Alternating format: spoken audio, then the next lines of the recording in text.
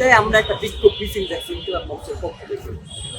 ওই বিক্ষোভ মিছিল পরবর্তী সময়ে আমরা কর্মসূচি ঘোষণা করব যে এই সরকারের সঙ্গে আমরা রয়েছি নাকি এই সরকার পতনের আন্দোলন আমরা ইনকিলাব মঞ্চের মাধ্যমে শুরু করব।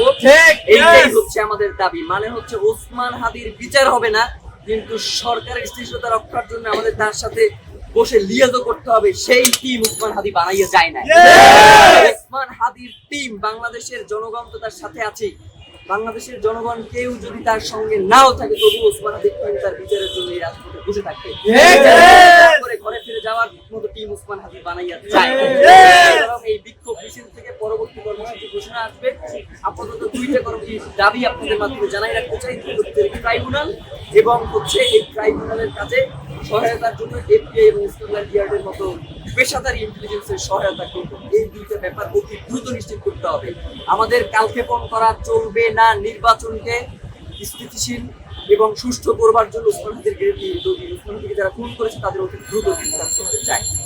এইটাই হচ্ছে আমাদের দাবি, এর বাইরে আর কোনো দাবি নেই। আর আপনারা বিভিন্ন সময় আমাদেরকে যে প্রশ্ন করেন যে ভাই ওসমান হাদির ব্যাপারে আপনারা কি করলেন, ওসমান হাদির ব্যাপারে আপনাদের অবস্থান কি?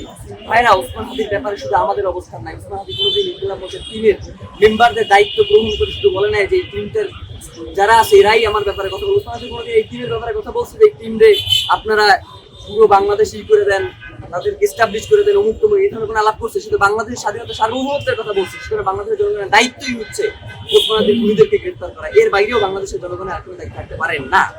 আমরা ইনকিলাব মঞ্চ আজকে এখন থেকে রাজপথে অবস্থান করবার ঘোষণা দিচ্ছি যে আমরা রাজপথ ছেড়ে যাচ্ছি।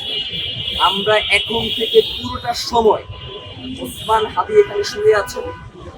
আমরা আপনাদের কাছে ওসমান হাদির আল্লাহ যেন তাকে শাহাদাতের মর্যাদা নসিব করেন সেজন্য আপনাদের কাছে দোয়া চাই। এবং সেই সাথে ওসমান হাদির শপথ, তার রক্তের শপথ, তার খুনিদের গ্রেফতার হওয়া না পর্যন্ত এবং এই খুনিদের পেছনে যারা মদতদাতা রয়েছে তারা গ্রেফতার না হওয়া পর্যন্ত আমরা রাজপথ ছাড়ছি না। সেটা আপনাদের মাধ্যমে বাংলাদেশের জনগণ এবং বাংলাদেশ স্বাধীনতা সার্বভৌমত্বকে আমরা এই জানানটাই দিতে